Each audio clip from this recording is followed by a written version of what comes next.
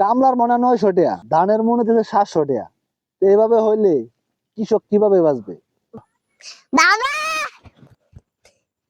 নববে কি চিন্তা করতেছ? চিন্তা যে করতেছি মা, হে নো ধান লাগাইছি যে তো পানি খেত মাঝে আড়ু পানি, হাই রে যুগ যে ধরে ধান খেত, বুঝ যুগ যে ধরে অন্ত কামলা লড় হইতেছি না, অন্ত কাটতে আনবা হইতেছি না, কি আনবো কাটতে? কাটতে আনুন যায় না, বুঝছ? কামলা কেউ কামলা দেয় না। আর তোমার তো আমি আগে গেছিলাম, এত জমি গৃহস্থী করিও না। গৃহস্থী করতাম না, করবো কি? গৃহস্থী না করলে খাবা কি? করতে খাবা? আল্লাহ খাওয়াবো, আল্লাহ দিন চালাবো। দিন তোমার আল্লাহ চালাবো, আল্লাহ তো কইছে কর্ম করবার লাগে, কর্ম করবার তো না করছে না, কর্ম না করলে তো আল্লাহ খাও না করো দেয়া তুই দেয়া গেত না, এলে তো কর্ম করুন লাগবোই, বুঝছো না? তা আল্লাহ ভরসা লাগাইছি যেহেতু আল্লাহ, নামাজ যেহেতু লাগাইছি, মুড়ি তো টান্না মাথাত করে আনন্দ লাগবো, পানি যেহেতু পানির থেকে আনন্দ লাগবো, কর্ম কি লাগাইছি তো আনন্দ লাগবোই। আল্লাহ যা করে সব আল্লাহ ভালো লাই করে, আল্লাহ ভরসা। একবার লাগাইলে তো ধান লাগে না।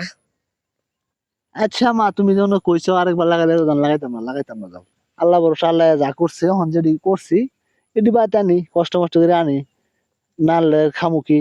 বেশি কষ্ট যে ধান লাগাইছ, এই যে তো সেই নিজের হইতো না।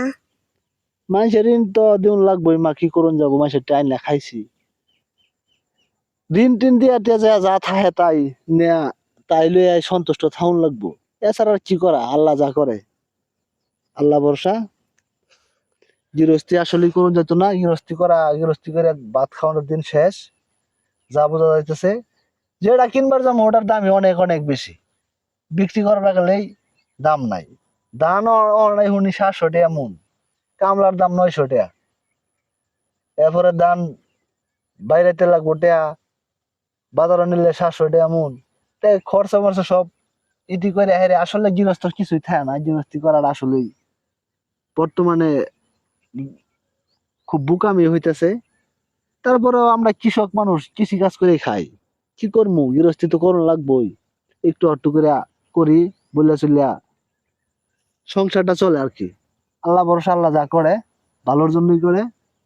তবে এটা সত্য, দেশের সরকার যদি কৃষকদের দিকে ঠিক মতে না তাকায়, কৃষকদেরকে একটু না দেখে, কৃষকদের যখন যেটা দরকার ওটা যদি না দেয়, তাহলে কিন্তু কখনো কৃষক কৃষিকাজ করতে পারবে না। বর্তমানে যে অবস্থায় চলতেছে, আর সরকারকে অনুরোধ, আপনি দয়া করে আমাদের মতো কৃষকদের দিকে একটু তাকায়েন, একটু দেখেন, যাতে কৃষকের ফসল ফলানোর জন্য যে যে জিনিসগুলো দরকার সহজভাবে সহজভাবে, যাতে যে কোনো জায়গা থেকে আইনা জমিনে দিতে পারে, তাহলে কৃষক একটু বাঁচবো। অন্যদের তেলের যে অবস্থা ক্রাইসিস, এই তেলের ক্রাইসিসের জন্য কৃষকের যেহেতু সমস্যায় পড়ে নাই, কিন্তু সামনে কৃষকের সমস্যা এটা আছে। এই যে বুড়ো ধান যদি বাড়িতে নেওয়ার পরে 2 দিন 3 দিন যদি বাড়িতে থাকে, যদি না ভাঙতে পারে, মেশিন দিয়ে না লইতে পারে, তাহলে ধানগুলো কিন্তু নষ্ট হয়ে যাবো, পয়সা যাবো গা। কারণ বুড়ো ধান এগুলো শুকাউন যায় না, এটা কাঁচাই বাড়িতে নেওয়া লাগে, থুয়ে দিলে ঘুমায় যাবো গা, পরে বাজারে নিলে কৃষক আরো বিক্রি করতে পারবো না। তাদের ফসলের ন্যায্য মূল্যটা যাতে অবশ্যই তাদের ফসলের যাতে ন্যায্য মূল্যটা একটু সহজ করে দেন, একটু সুযোগ করে দেন, না হলে কৃষক বাঁচানোর কোনো উপায় নাই। এই আমার মেয়ে যে বলছে যে এত গৃহস্থী করো না, আসলে কোনো কৃষকই আর গৃহস্থী করবে না। শুধু নিজের জীবন চালানোর জন্য যতটুকু দরকার, নিজের পেটটা দেওয়ার জন্য যতটুকু দরকার, এর চেয়ে বেশি কোনো গৃহস্থই কৃষিকাজ করতে পারবে না। বর্তমানে যে অবস্থা চলতেছে, এই ধানের ভিতর, এই ফসলের ভিতর যে যে খরচ, এই খরচ জীবনে উঠবে না। তবে আমার মেয়ে যেহেতু বলছে, কথাগুলো বললাম আপনাদের কাছে। আমার বাবা কৃষকের কষ্টের কথাগুলো বলছে, তো এই ভিডিওটা বেশি বেশি শেয়ার করে দিন যে।